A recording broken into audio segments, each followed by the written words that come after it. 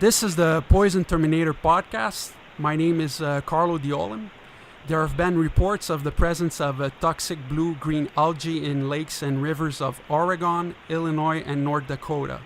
In this episode, my guest, Dr. Theo Dreher, is here to tell us about the health effects of blue-green algae and how to reduce our exposure to these toxic organisms. Dr. Dreher is a professor in the Department of Microbiology at the College of Agricultural Science of Oregon State University. Dr. Dreher also conducts research on cyanobacterial blooms in lakes and reservoirs. Welcome to the show, Dr. Dreher. Thank you. Glad to be here. Dr. Dreher, what causes the appearance of blue-green algae in fresh water? Well, they're a natural component of the living organisms in waters, but when we get a lot of them, it's because of a few factors coming together. It's generally during warmer periods. It's going to be in still water rather than in flowing rivers, so in reservoirs or lakes, and very large populations are driven by excess nutrients, and those sort of nutrients can occasionally be natural, but mostly they're from runoff, from pollution, say from fertilizers. Farming contributes, city runoff, leaking septic tanks around sort of rural lakes that are surrounded by houses, those sort of things. Cyanobacteria and blue-green algae, are they the same things? Yes, they're alternative terms. Yep, algae is the term used commonly for green organisms or phytoplankton. Plankton meaning small organisms that you really have to look at under the microscope. Phyto, plants, so they're green, photosynthetic, primary producers. There are really quite a lot of different types, but the cyanobacteria or the blue-green algae are the only ones that are bacterial. The other ones are eukaryotic or more closely related to us. But these are bacteria, and cyano because they've got a blue-green colour. When they're broken open, sometimes there are other pigments so that they can sometimes look reddish or quite green or blue-green. Can we be affected by, let's say, taking a bath in this water or swimming in a lake? Not dangerously, unless you take it in. It doesn't transfer, the toxins don't transfer across the skin, or at least not barely. But some people do have a contact dermatitis. So that would be sort of like an itch or a rash or something, and that varies a lot amongst people, but that can be unpleasant. You can also breathe in the material. So if there's, say, water skiing, or if there's some activity that throws water droplets containing a bloom of cyanobacteria into the air, and you can breathe that in, you might get a bit of a dose that way, but probably again it's not going to be really dangerous, but never a good thing. But what are the health effects produced by blue-green algae? Yeah, there are a few different types. There are two main types. There's a neurotoxic type, so that can lead to paralysis quite quickly, and so you can't breathe, and so you would die from that, or liver toxicity. And the liver toxicity is probably the most common type. That's sort of the symptoms overlap a bit with poisonous mushroom consumption. So some of the toxins can attack the liver and lead to loss of liver function.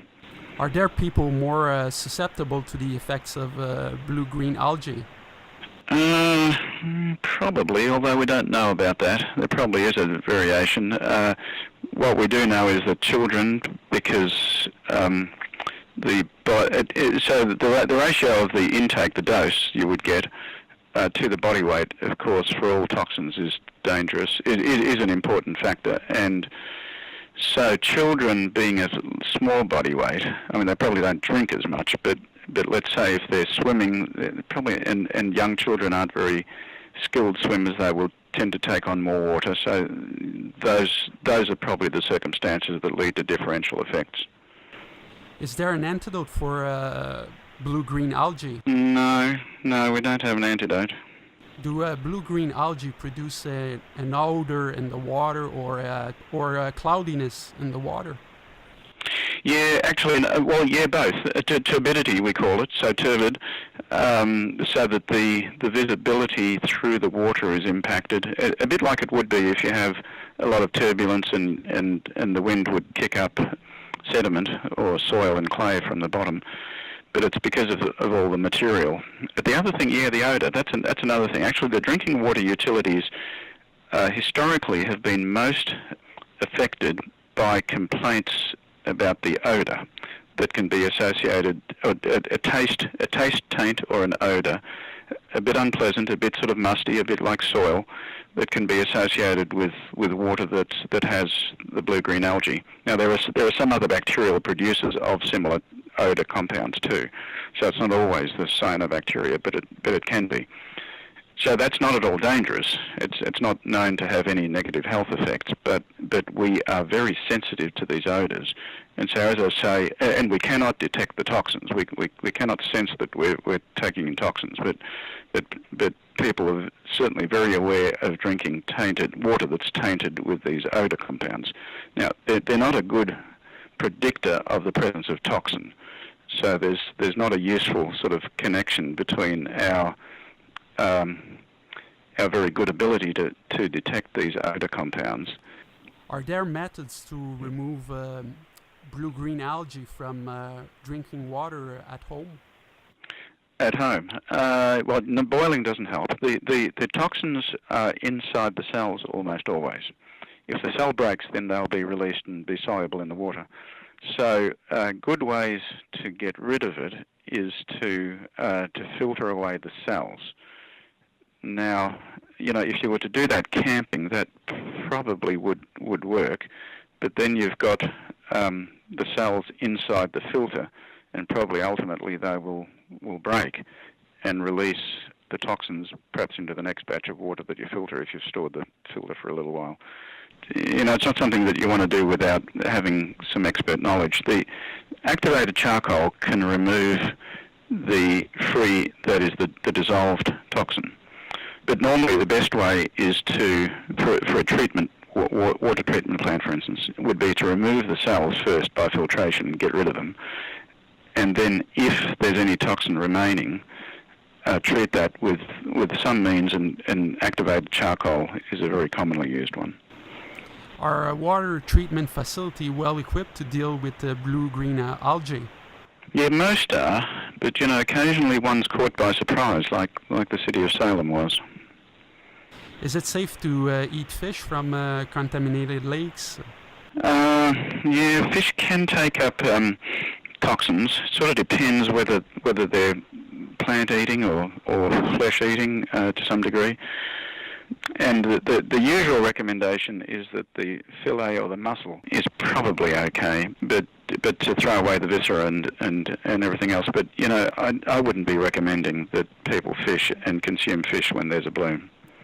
Do vegetables and fruits washed with contaminated water retain blue-green algae? Yeah, people are starting to get more and more concerned about irrigation that uses contaminated water. And so there's evidence that could be a problem. It sort of depends on how it's used and what the dosage is and so on.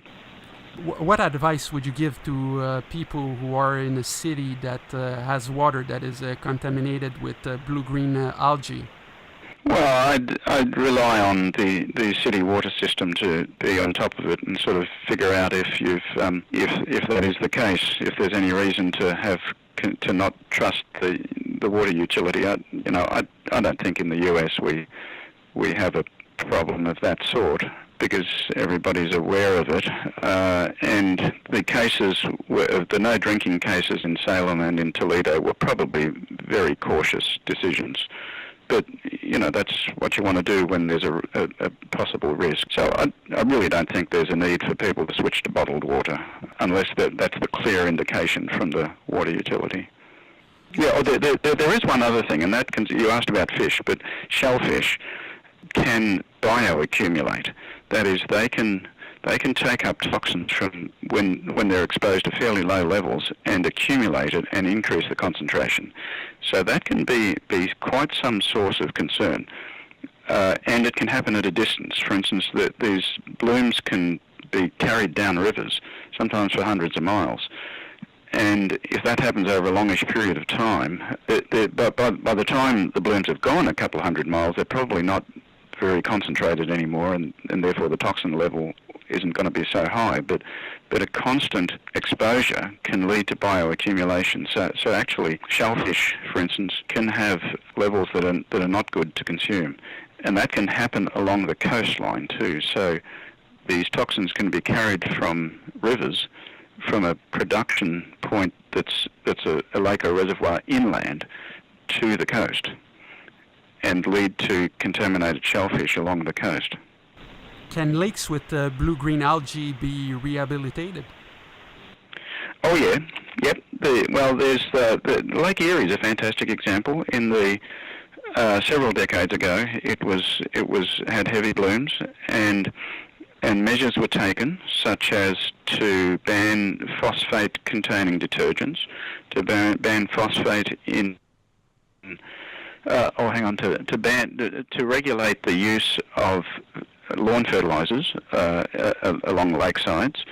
Agriculture was more careful, and the blooms were under control. Now they've come out of control again because new practices were brought into measure, but partly the farming community has started to use drainage tiles or drainage pipes that have changed the way the water flows back, and so a new set of problems has led to a resurgence. But good measures were taken to begin with, and there are a couple of cases in Washington State. There was a horror lake around Tacoma that had the nerve toxin producing cyanobacteria in the 90s, I think 80s and 90s, 1980s and 90s.